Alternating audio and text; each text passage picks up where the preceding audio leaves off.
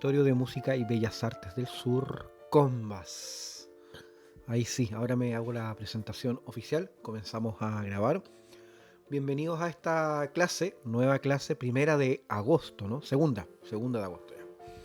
Tuvimos la clase la semana pasada de Mozart, que creo que fue muy interesante sobre este fantástico concierto para violín y viola, la Sinfonía Concertante, donde espero que principalmente hayamos aprendido, bueno, hay muchas cosas que quedaron. La estructura general del día era principalmente la obra, pero también entender cómo los instrumentos se relacionan entre sí, que hay de mágico en este mundo de la orquesta, el mundo sinfónico, y que si bien es un mundo compuesto ya por una cantidad importante de instrumentos distintos y varios del mismo instrumento. En general una orquesta tiene varios violines, varias violas, varios violonchelos, flautas, cornos. La manera en que estos instrumentos interactúan en sí tienen casi siempre una forma de bloque, es una especie de organismo de cuerpo humano, ¿cierto? Donde tenemos dedos, tenemos manos, tendones, pero trabajan en conjunto, ¿cierto? Un dedo es una fuerza en sí misma, pero con la mano puede realizar ciertas cosas, puede escribir un teclado, puede tocar una guitarra. La orquesta siempre tenemos que ver y la música, pero la orquesta en particular como un elemento complejo, ¿m? Donde cada instrumento que tiene su potencial, sus características sonoras, trabaja en conjunto y genera un impacto muy distinto. No es lo mismo escuchar un solo violín que dos violines, aunque estén tocando lo mismo, ¿ya? O tres violines tocando lo mismo. Las mismas notas de manera exacta van a provocar en nosotros una emoción distinta, a pesar de que escuchemos solo una nota y quizás les cueste definir. A medida que hay más instrumentos se hace más complejo. Por ejemplo, escuchar una orquesta, una grabación, ¿ya? Puede ser un buen ejercicio para saber qué instrumentos están involucrados. Pero si yo les pregunto en una grabación, a ver chicos, ¿cuántos violines hay en esta grabación? En la orquesta. Se hace difícil. Mira, vamos a hacer un ejemplo auditivo breve. Vamos a ponerle un poquito de pausa a esa sonata preciosa. Nos vamos a poner acá. Por mientras los saludos, ¿ah? Que estén todos bien. No sé si voy a aprovechar, ¿alguien tiene alguna duda de la clase pasada? ¿Ah? La clase que tuvimos con Mozart. ¿Hay algún detalle, alguna pregunta, algo específico que quieran decir? Entonces, tengo acá, ¿cómo se llama esto? Vamos a probar esto. Es una de mis obras favoritas, así que la hemos escuchado más de alguna vez acá en clases. Aunque no recuerdo que hayamos hecho un análisis así tan profundo, eh, siempre escuchamos grabaciones como modernas. A ver si escuchamos una moderna. Ya, perfecto. Te escucho. Tienes una acotación. A ver, te leo. Sobre Jorge González, coméntame.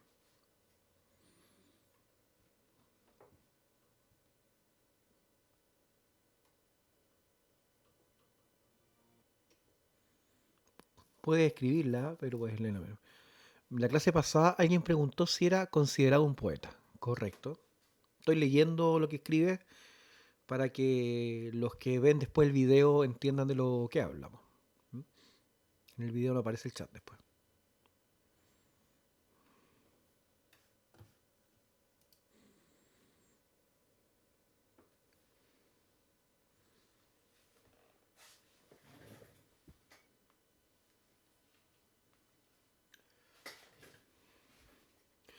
Pero principalmente no escribía los temas. Ajá, ok. Yo pensé que él estaba muy involucrado en la composición de los temas. Yo, por lo que pensé, bueno, igual no estudiando profundamente el fenómeno de los prisioneros, pero sí, no sé, con Sudamerican Rockers o que están basadas. Yo tenía entendido que él trabajaba mucho en eso, sin conocer, como te digo, mucho. Pero buen detalle. Déjame agregar a Alexis. Claro, mira, yo lo que tenía entendido, sin ir, no estoy yendo ni en contra ni tampoco posicionándome en una parte, creo que Jorge González era parte principal del trabajo Ahora no sé también a qué características. Muchos músicos, muchos grupos componen mucha música, son los creadores, pero no necesariamente son los autores de las letras. Por ejemplo, Bach tiene cerca de 300 cantatas. ¿Ya? Cada cantata dura 20 minutos. Eh, ya, pero déjame, claro, concluyo con tu tema primero. Claro, yo lo consideraría un intérprete, claro. Mira, sí, o sea, bueno, evidentemente Jorge González debe tener las tres facetas. ¿Ah? Va a estar en la faceta de compositor, estoy seguro que más de alguna letra debe ser de él. ¿M? Eh, y también la música, ¿cierto? Y él interpreta su música, como la mayoría de los músicos pop o populares, ¿ya? En general, cada grupo toca sus canciones, a veces harán covers, pero la mayoría interpretan la música de ellos mismos. Algo muy común durante toda la música hasta el siglo, hasta el romanticismo. Hasta un poquito pasadito o anterior a Mendelssohn, era muy común que en realidad los músicos hicieran su propia música, ya que los compositores siempre interpretaran. No estaba separada la idea de intérprete y compositor. Y esto lo estudiamos por ahí en algún momento y lo vamos a volver a... Es probable que estudiemos la Pasión según San Mateo de Bach de manera como más profunda en el segundo semestre en apreciación. Y ahí vamos a hablar de poquito cómo nació, cómo apareció, algo que les he comentado siempre, es una anécdota muy común, pero lo vamos a hacer. Doña Jaycee llegó también. Entonces, eso. Pero Natalie, no, ese es Martín. Entonces, volviendo al punto. Claro, es probable que Jorge González, en sus características de intérprete, compositor, lirista, ¿cierto? De texto, que va a estar relacionado justo con lo de ahora. Curiosamente, buen marco ahí de hablar de un cantante y de canciones, porque vamos a hablar un poquito de eso hoy. Entonces, sí, yo desconozco un poquito cuál es el nivel de canciones que compuso Jorge González. Tendería a pensar, me puedo equivocar, pero vamos a imaginar que fuera así, por lo que vi alguna vez en las series, que parecía que Jorge González era como autor de buena parte. ¿Ah? Y que tenía un reclamo, porque en algún momento, está hablando igual con un poco de la ficción, pero creo que el libro está basado en el libro, que él reclamaba que los otros autores, Narea y Tapia, o que ellos le reclamaban de que los discos no tenían obras de ellos. Quizás principalmente Narea. En algún momento Jorge González, yo no sé si era un hombre particularmente talentoso en la música, así como decir el cabro bueno para la música. Creo que ninguno de los tres lo era, y ellos mismos lo reconocen. ¿Ah? Ellos mismos nunca se ponen en una posición, yo era un gran talento en la historia de la música, ninguno se pone en esa posición. Sin embargo, creo que lo primero que puedo reconocer rápidamente en Jorge González es que pareciera ser un tipo que trabajó mucho, que se obsesionó con el hecho de crear un sonido, de crear canciones y cada uno en lo suyo. Los instrumentos se los repartieron no porque fueran instrumentos que dominaran, ¿no? O el que tenían en la casa. Era como que ya tú tocas guitarra y batería y formaron este grupito entre los tres. Y a medida que fue creciendo el éxito de Los Prisioneros, evidentemente la figura de Jorge González pasó a ser algo importante, como que llamaba mucho la atención. Y ante eso hubo como un reclamo, por lo que sé, insisto, puedo estar hablando algo más novelístico, pero creo que estoy bien, creo que está bien basado esto en historias, en hechos reales. Ahí por alguno me puede corregir. Y le reclamaban. Porque en un momento Jorge González decía esto, ¿qué pasa con tu liderazgo? "Oh, bueno, yo compongo canciones, trabajo todo el día, toco hasta que salen las canciones. Y los demás le reclamaban. Entonces dijo, bueno, compongan canciones del álbum. Y decía, compusieron dos. Así como que compuso una cada uno. Una Claudio Narea y el otro Tapia. No me acuerdo el nombre del baterista, pero apellido Tapia. Entonces, bueno, eso. Igual lo vamos a ir a detalle, pero yo creo que no estaríamos equivocados ninguno en considerarlo como intérprete, otros como autor, quizás para algunos las letras fueron importantes en su época. Y yo creo que la actitud también de los prisioneros, un poquito contestataria con lo que sucedía en Chile en esa época, ¿cierto? Que había, más allá del pensamiento de cualquiera, era evidente que había un pensamiento que había una marcada tendencia, ¿cierto? Obligatoria. O sea, esto no depende acá, chicos, y esto es un tema que lo podemos profundizar después. Aquí no estamos hablando ni de derecha ni izquierda, y no es que esté mal. Lo que pasa es que en mi clase no compete. Yo tengo una visión, obviamente, política. Me interesa más el debate que exponer mi visión, pero sí les puedo decir eh, que, que siempre que hay un gobierno en cualquier lugar del mundo, ¿ah? En el cual tú tengas temor, ¿ya? De expresar eh, alguna tu posición política, de expresarla de manera verbal al menos. Quizás alguno dice, no, es que mi expresión política es ir a matar a todos. Evidentemente ahí estás pasando por sobre tus derechos, ¿cierto? Como ciudadano, según políticos, todo eso, ¿cierto? Pero cuando tú dices, a mí, ya, somos el país rojo, a mí me gusta el amarillo. Cuando hay ejemplos y cuando hay evidencia de que eso es un peligro o que es difícil o que conlleva ciertas cosas, ¿cierto? Que tiene un riesgo. Tal vez, insisto, en toda la mayoría de los países que conocemos, que donde se puede establecer que hay una dictadura, uno dice, oye, pero hay disidentes, ¿ya? Pero ¿cuál es el riesgo del disidente? ¿Cuál es el peso? Por ejemplo, en países como Chile en esa época, lo que podía pasar ahora quizás en lo que pasó recientemente en Cuba.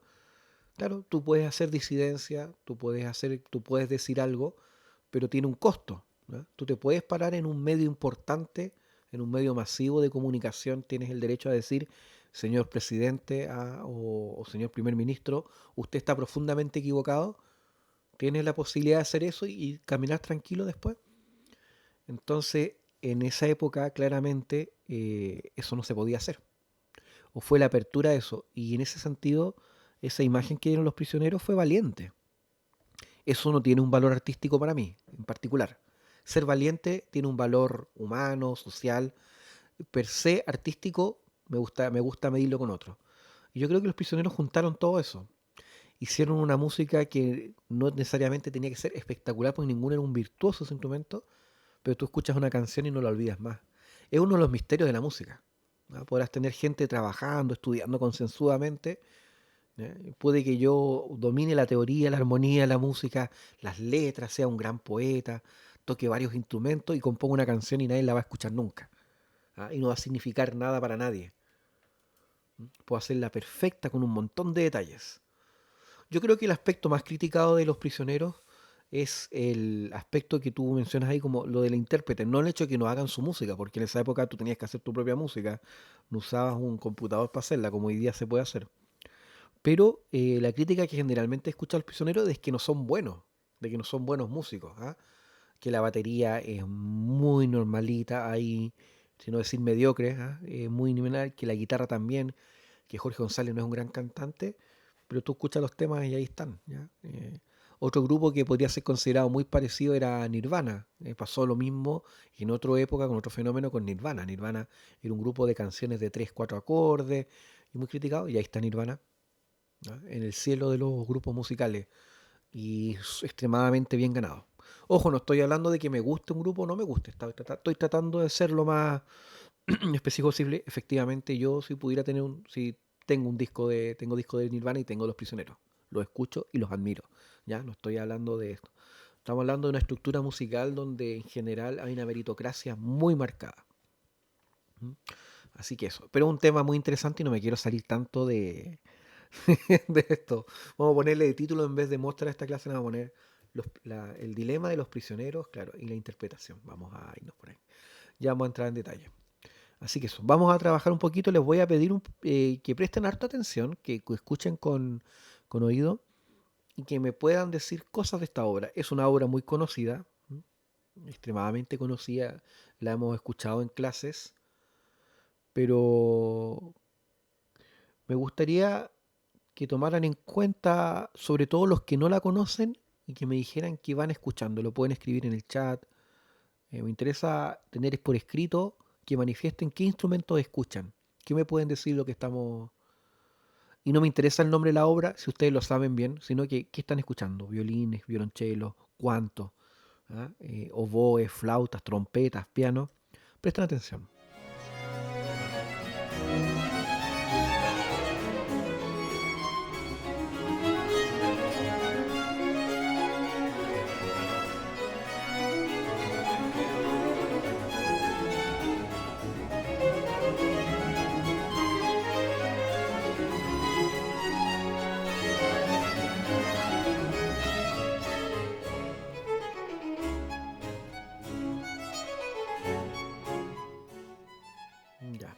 ejemplo, ahí no voy a poner pausa, voy a dejar más de fondo nomás el audio, pero si tuviera que preguntarles, chicos, ahí escriban en el chat con total libertad, ¿ah?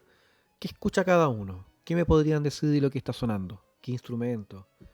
Violín, ya. Creo que hay un, posiblemente. Me gustaría que si pudieran identificar ya de lo que están escuchando, ¿m? De los instrumentos que están ahí, pudieran ser un poquito más específicos, que en su respuesta traten de poner los instrumentos que ustedes creen están completos. Por ejemplo, Martín fue bastante abierto, puso clavecín, violines, cello y un etcétera. Traten de evitar el etcétera. No importa que se repitan los instrumentos con otros compañeros. Ha sido alguien puso clavecín y violín y usted cree que hay un clavecín, un violín y un cello, escriba clavecín, violín y cello. Me interesa saber qué escucha cada uno.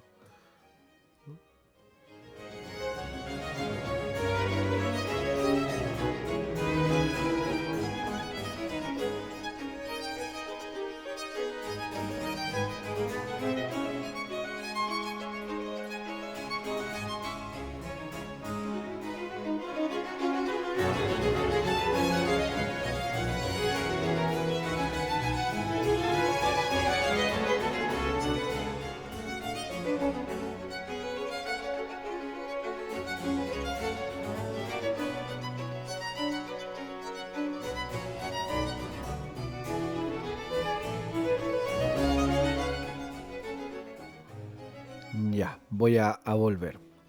Oh, está Don Benja ahí esperando la clase. Ya, efectivamente, estamos escuchando violines, violonchelos, violas, contrabajos. ¿Ah? Es una orquesta de cuerdas. Todo lo que está acá son cuerdas frotadas más un clavecín. Estoy comentando yo para que lo tengan claro. De nuevo les voy a hablar de los instrumentos para que lo tengan presente. Violines, violas, violonchelos y contrabajos. Todos los instrumentos de cuerda frotada que tienen arco de la orquesta. ¿Mm? Y además hay un clavecín que acompaña y hace este sonido como pianístico de fondo. Ahora que les digo esto, vuelvan a escuchar la obra y me interesa que se la jueguen y me digan cuántos violines, cuántos violonchelos, cuántos contrabajos creen que hay. Justo está el final ahí de la obra, del primer movimiento. Voy a poner el tercer movimiento para que eh, sea más activo. Es la misma orquesta. Si la pregunta es cuántos violines, cuántos violonchelos, cuántas violas.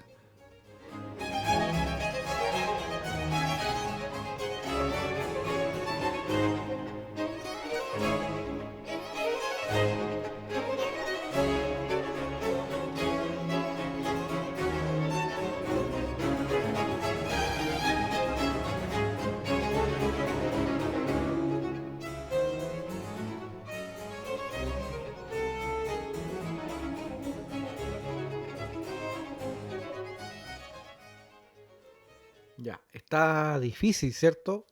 Es súper difícil. No estamos preparados, no entrenamos nuestro oído para eso. No preparamos nuestra capacidad musical para cuando escuchamos una orquesta. Ya, doña Jaycee, claro, escucha dos violines solistas, puede que conozcan la obra Jaycee o puede que lo haya escuchado.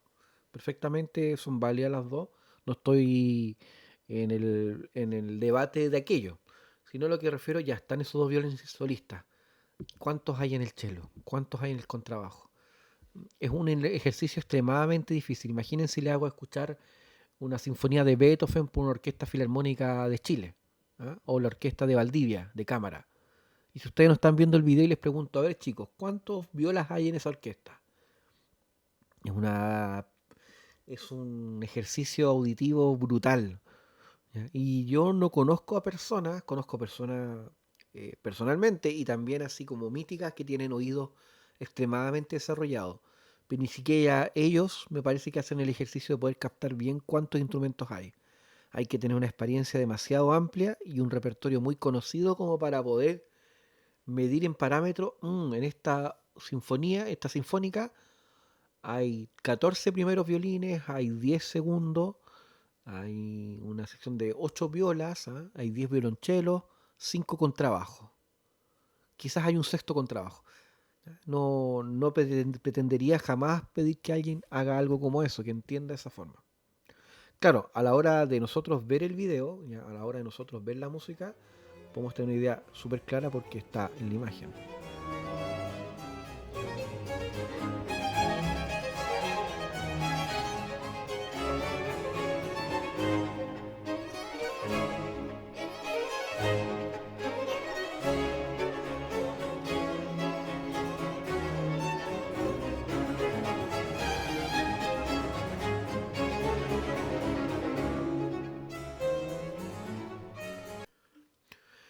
En este caso, Jaycee, hola Jaycee, ¿cómo estás? Respondió muy bien sobre que es un concierto para dos violines. ¿Ah? Este es el famoso concierto para dos violines en re menor de Johann Sebastian Bach.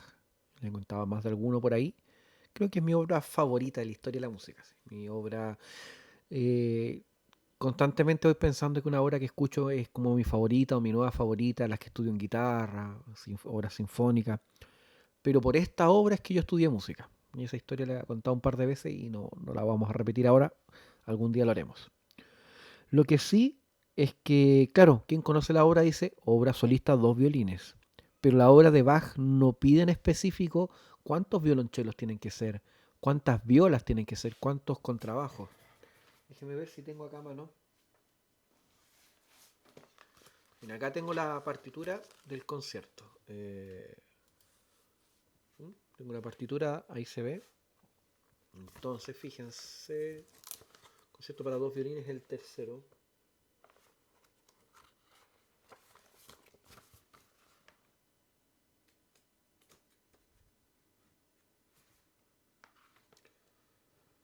Alegro Zay. Se acaba aquí. Ya. Si ustedes ven la partitura, van a ver la estructura musical. Esta es la partitura y ahí dice violín. Bueno, no se va a ver, mejor se las pongo en digital, pero dice violín, violino concertato 1, que significa violín concertista o violín solista 1, violino concertato 2, violino 1, violino 2, viola y continuo.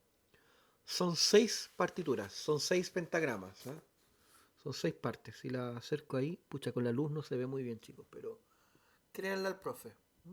Créanle al profe que hay 6 partes. Pues mientras estoy hablando, voy a aceptar a la señorita Jaycee que eso. Mientras les estoy comentando, les estoy hablando, voy a mostrarles la partitura digital. Entonces, y ustedes, chiquillos que estudian música, saben cómo buscar partituras en internet, ¿o no? ¿Seguro? Partituras antiguas, sí, pues, partituras de unos 80 años en atrás. Pues, los Beethoven, Mozart, Händel, Bach, todas esas partituras. ¿Saben cuál es la manera segura de encontrarlas en internet? Deberían saber. Es una página que se llama IMSLP, que es como una especie de Wikipedia. De hecho, está como trabajada por la misma gente. ¿Ah? IMSLP es un registro de todas las grandes obras musicales de los grandes compositores que son parte del dominio público, se llama. Es decir, partituras que no infringen el derecho de autor y están ahí de manera gratuita. Entonces, en esta página IMSLP pueden encontrar toda la obra de Bach, toda la obra de Beethoven, de Mozart y muchas versiones de esas. O sea, pueden encontrar ediciones de la época de ellos, pueden encontrar copias de los manuscritos si existen, pueden encontrar ediciones modernas. Y es fantástico, o sea, es la página casa de cualquier músico que esté estudiando algún instrumento, para que lo tengan presente, el IMSLP. Si tienen dudas después me pueden preguntar en el chat. Obvio que hay más formas de encontrar partituras, pero esta es la forma ideal para encontrar estas obras de compositores así, grandes maestros. Y como les digo, pueden encontrar grabaciones entre medio, es maravilloso. De hecho, miren, les voy a mostrar al tiro para que vean. Pam, pam, pam, pum. Ya, ahí puse, miren, puse Bach, IMSLP, Bach 1043, que es el número del catálogo de la obra. Hago clic. Y esta es la página, que tiene incluso una apariencia muy similar a lo que es Wikipedia. Y aquí aparecen grabaciones de la obra, varias grabaciones.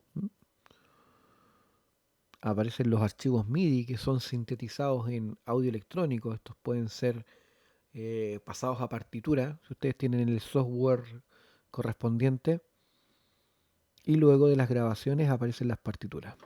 ¿Mm? Estos son sonidos. Entonces hay ediciones, miren, por ejemplo acá hay una edición,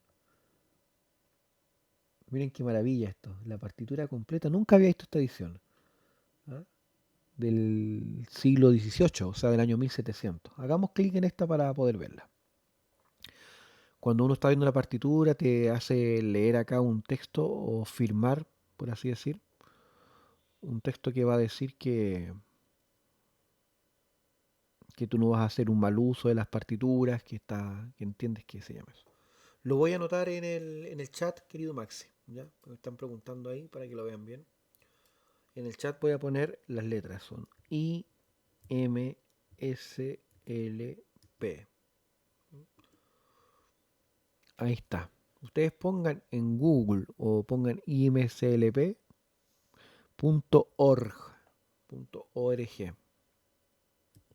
de organización. Con eso pueden hacer todo.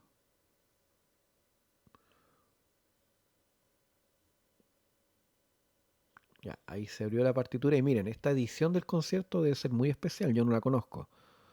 Pero fíjense, la portada ya nos dice algo especial, ¿cierto? Miren, está escaneada. Y miren las hojas, ¿ya? Esto es un valor importantísimo. Imagínense hacer una partitura que tiene muchas hojas en blanco. Y aquí está, miren, la es manuscrito. El manuscrito no es el de Bach, ¿ah? Por lo que leí ahí, no es el manuscrito de Bach, sino que es una edición de otra persona, siglo XVIII, pero miren qué maravilla. Entonces, ¿qué podemos ver acá en la partitura, chicos? ¿Ya? Este concierto para dos violín de Bach. eh, Creo que lo que puedo hacer mejor es abrirlo en el lector de PDFs.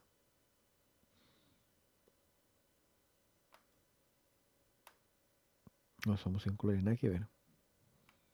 Ah, no lo he descargado.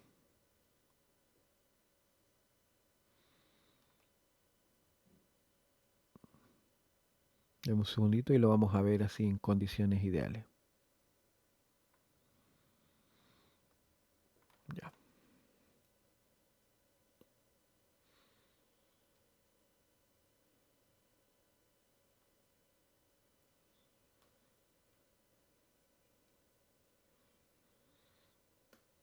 Ya, fíjense acá. ¿Mm?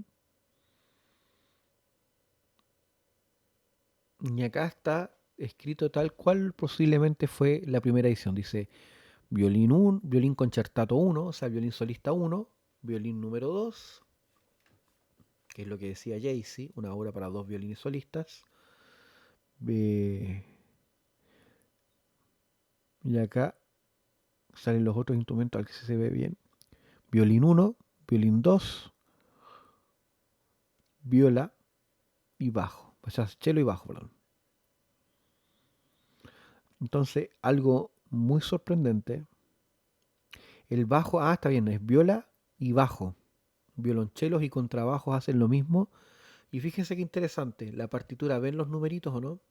¿Alguien sabe qué significa esos números en la línea del bajo? Porque fíjense que los demás están las notas musicales ahí del violín. Pararirara, pa, para, pi, pa, para, pan, tararán. ¿Ya? Y los otros instrumentos en silencio. La viola, que está acá con su llave de do. Pero fíjense que la partitura que dice bajo, ¿ah? Eh, tiene un montón de números. ¿Quién sabe lo que significan esos números? Les doy un minutito para que lo piensen y me lo digan.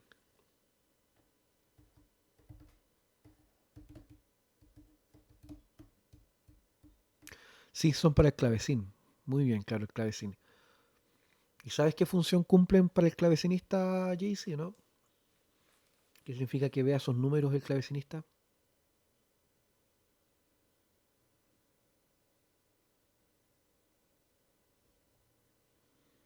¿Qué significa un 8-2, Un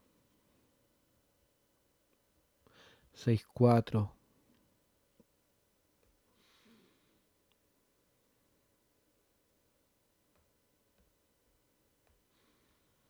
Vamos a esperar ahí a ver quién se atreve. Las notas que deberían hacer. Sí, en realidad, claro, son las notas, pero los números se refieren a las notas en la armonía. Es decir, aparece una nota abajo, por ejemplo, aquí, donde estoy pasando el mouse, ¿ya? Esa es una llave de fa, porque son las notas bajas, ¿cierto? Oh, claro, es una llave de fa. Entonces tenemos que ir viendo las notas de cada una de las notas que están acá y se aplica a esa nota que está ahí presente la armonía. Por ejemplo, vamos a ver un caso acá. En este caso tenemos la partitura, acá hay un la, ¿cierto? Y luego ese bajo en el la, el clavecinista puede apoyarlo con cuarta y sexta, o cuartas y quintas, o terceras y segundas. Todo depende, ¿cierto? Mayores, menores, de la armonía que ponen. En vez de escribir, claro, exactamente, Jaycee, eso se llama bajo cifrado. ¿M? El bajo cifrado es lo que se ocupaba en la época del barroco, porque las líneas que hacían los clavecinistas o que hacían los instrumentistas armónicos no eran formales. ¿Ya? Ellos improvisaban en base a la partitura y al conocimiento armónico de la partitura. ¿Y por qué hacían esto? ¿Por qué podían hacer algo tan complejo a primera vista? Porque los clavecinistas o los continuistas eran los compositores. Entonces lo que tenían eran las notas del bajo que ejecutaban generalmente con la mano izquierda junto a los violonchelos y a los contrabajos y improvisaban, jugaban y mantenían la estructura de ayudar a la orquesta o de generar un sonido que ellos querían, improvisando y armando con los otros números, con los otros instrumentos, música así realmente excepcional. Así que era muy, muy interesante. El bajo cifrado, como dice Jaycee, y es un arte bien fantástico. No me puedo explayar un poquito más en eso porque la verdad que la clase iba a tratar de otro tema, pero estamos aquí batallando un poquito con esto para poder entender lo complejo que es la parte auditiva y por qué es tan importante entrenarla. Porque es tan bueno que ustedes se concentren trabajando. Muchachos, va a salir el anuncio acá de que se va a cortar la clase, entonces creo que ya deberían saber. Se los comento cómo. Voy a cerrar este link. Cuenten hasta 10 y vuelven a ingresar al mismo link o se quedan esperando acá para poder ingresar a la segunda parte de la clase. Los límites son 40 minutos, ya lo vamos a cumplir. Entonces, eso queridos alumnos. Cierro el chat, esperen un poquito, o sea, el chat, la clase, y vuelvan a ingresar en 10 segundos para que yo los acepte y seguimos con la parte final de la clase del día de hoy.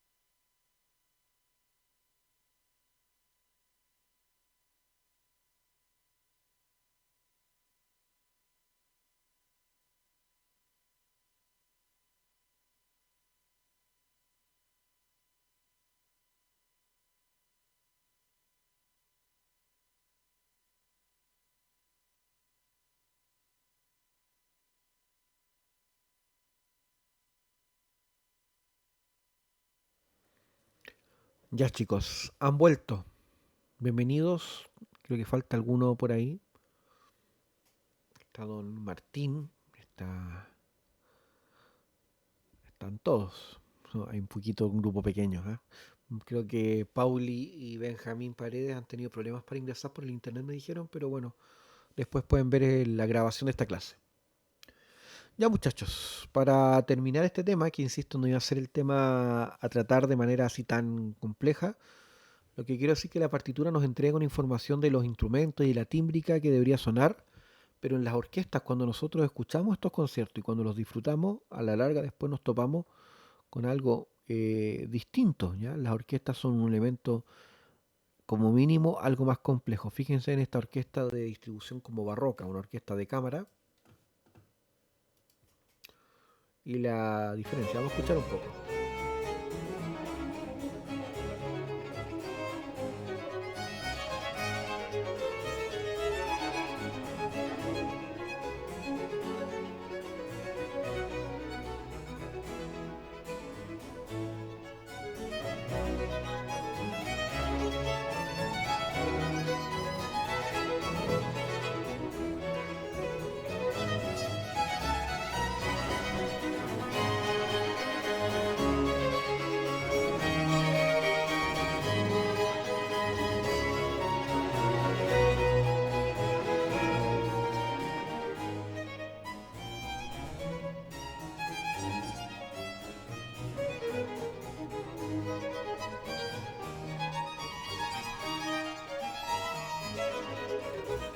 Qué belleza de obra, es una maravilla.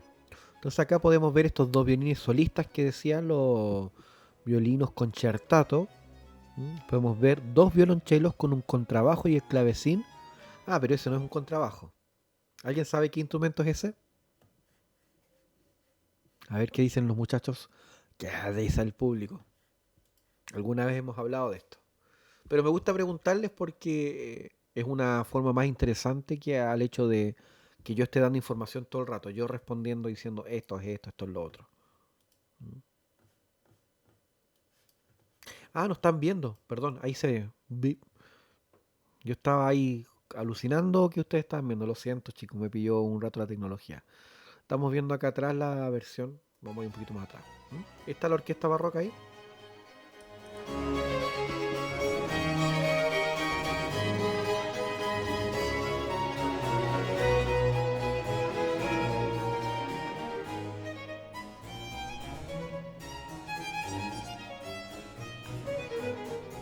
Como les decía ahí, que lo que habíamos comentado antes, ya ahí se había hecho claramente, dos violines solistas, dos violonchelos, el clavecín, ya que está acá atrás, y en un momento dije, apareció acá el contrabajo, y dije, ah, perdón, chicos, me equivoqué, no es un contrabajo.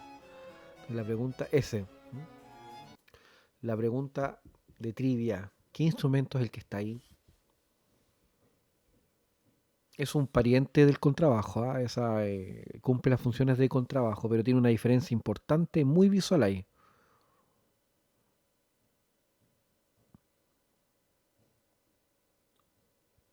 ¿Alguien lo identifica así? Bueno, ¿qué diferencia se ve físicamente?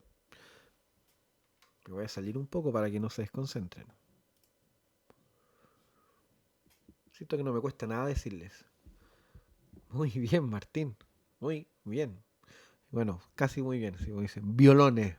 ¿Ah? El violón es un instrumento pariente de estos instrumentos de la viola. Acuérdense de la viola en su forma original, que era la viola da gamba, que se ponía en las piernas, a diferencia de la viola da brace, que es la que se usa ahora en los brazos, en la mano, como el violín, pero más grande, de mayor caja.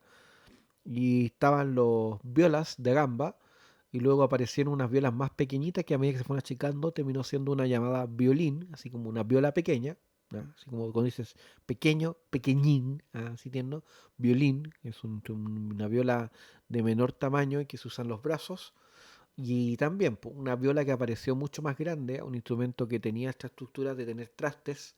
Fíjense que trastes se les llama a estas cositas que están acá, que son igual que una guitarra. Obviamente en estos instrumentos, igual que en el laúd, son amarrados, ¿ah? Son cuerdas. Ustedes ven como unas cuerdecitas que van amarrados en lugares muy específicos y ese instrumento se llama violone.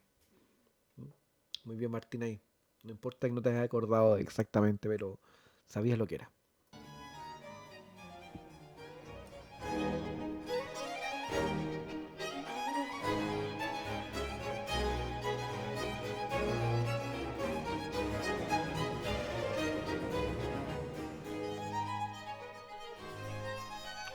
Qué belleza de concierto. Bueno, como les decía eso. Y hay una sección que se ve por acá, sobre todo al final, que cuántos violines hay en la orquesta, porque los violines que vimos en principio son los dos violines concertato, los violines solistas. Pero cuando la obra está acá en su final, vamos a ver el, el tamaño de la orquesta y vamos a poder tener una idea.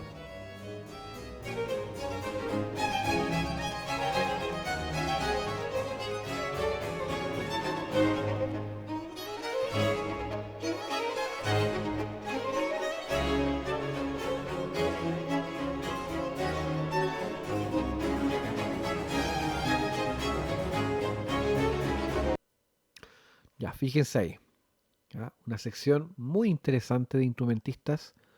Tenemos acá violines, dos violines primero, tres violines primero, perdón, dos violines segundos, dos violas y dos violonchelos, un violone y un clavecín. Ahí está clarita la estructura de la orquesta. Esta es una forma de hacer la música más allá de lo que la partitura Bach pide, pero el estilo de concierto toma en cuenta que los violines de la orquesta sean mayores. Por eso que hay dos solistas, dos personas que se destacan de manera solo. Pero ¿qué pasa si vamos a otra forma musical? A otra conformación orquestal. Vamos a captar este mismo concierto en una grabación muy distinta, pero de dos grandes maestros de la historia de la música, que son David Oistrakh, violinista, y Yehudi Menuhin.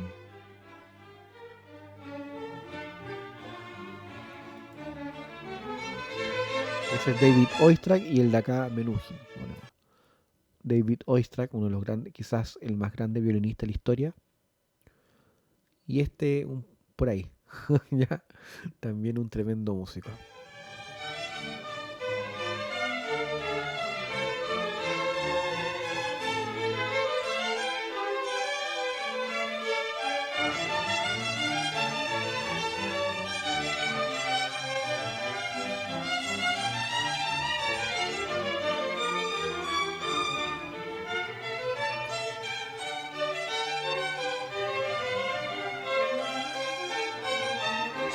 ¿Por qué les muestro esta versión para finalizar nuestra clase? Porque les muestro aquí una grabación en blanco y negro que suena tan distinto, con todos músicos tan notables, porque vean que la conformación de la orquesta es muy distinta, ¿cierto? Fíjense al principio cuando apareció una toma, miren la cantidad de músicos, la cantidad de primeros violines en la orquesta.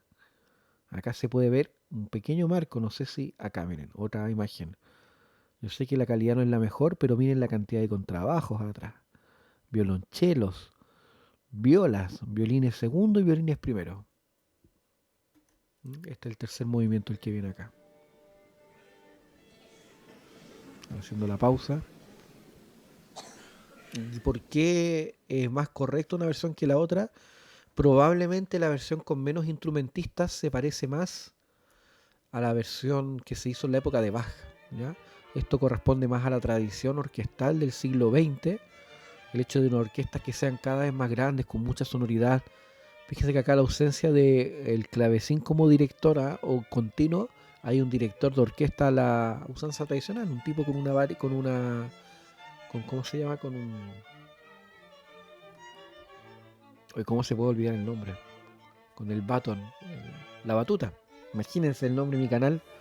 Imagínense para que vean cómo estoy. Que voy a estar de cansado. Se me olvida el nombre del instrumento, cómo se llama mi página. Miren qué pasa si quito cuando quito la cámara. Perdón, cuando quito el video. ¿Qué dice ahí? A batuta. ¿Qué hay puesto? Una batuta. No me acordaba del nombre. Ese nivel intelectual estamos acá, chicos. Miren qué lindo como suena y distinto.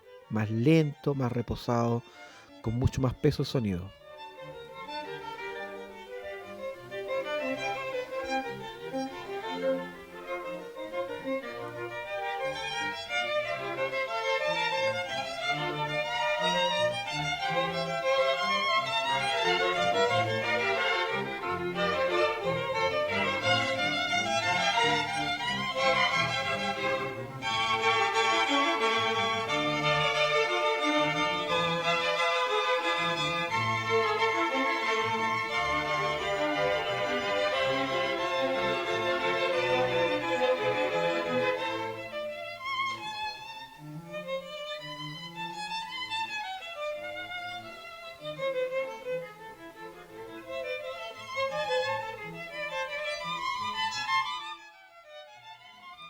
Se pueden dar, chicos, aparte de la belleza, ¿cierto? A la belleza de la música, se pueden dar cuenta de la diferencia entre un violinista y otro, los dos grandes figuras de la historia, los dos grandes referencias históricas.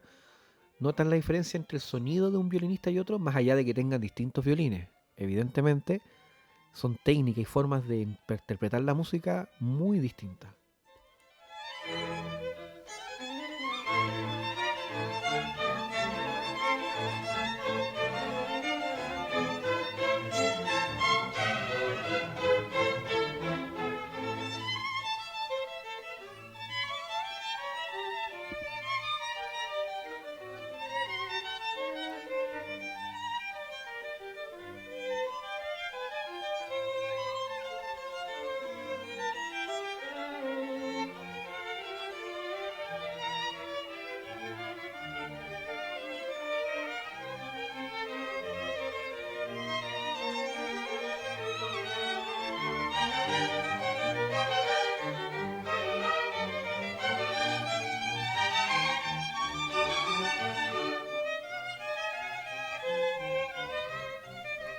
¿Mm?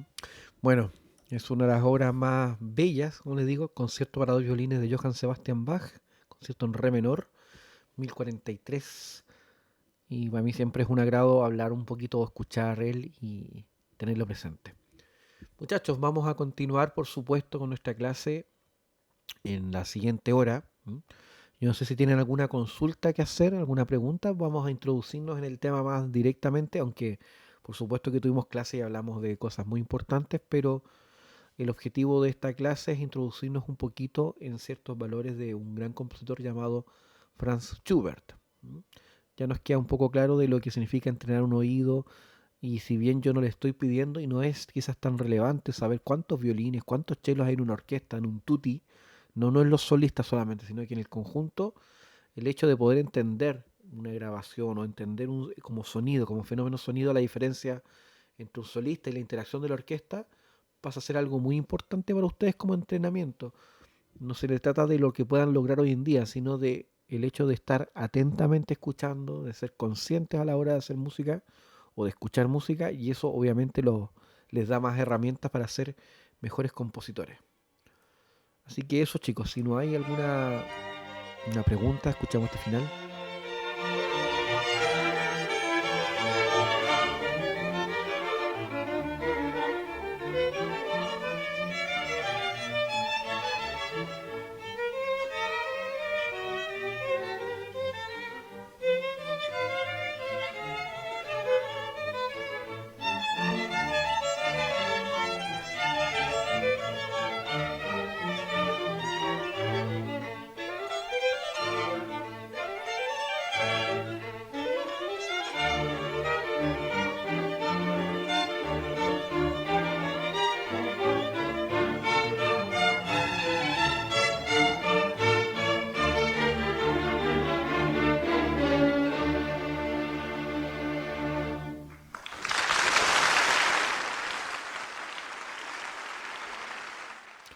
Oh, qué maravilla musical. Yo tengo esta grabación en un DVD por ahí.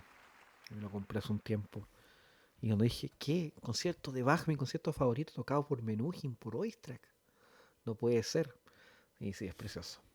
Otro estilo, otra forma musical, pero la calidad está presente ahí a tope.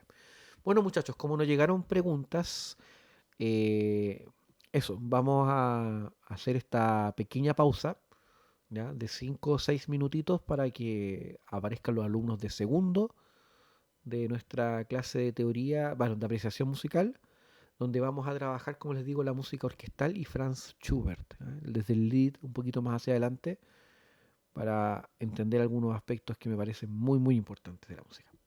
Eso, chicos, ¿m? Es una buena opción que hablemos un poquito. Mira, no lo tenía presente Martín, pero podríamos escucharlo un poquito. Hagámonos ese regalo porque es precioso. Me parece buena sugerencia. ¿Ven que es bueno escribir? ¿M? Es bueno poner sugerencias o hablar porque así, eso, disfrutamos más todos en conjunto.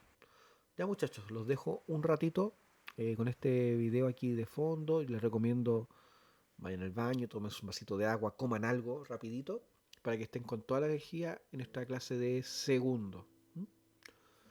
Así que eso, queridos alumnos, los espero.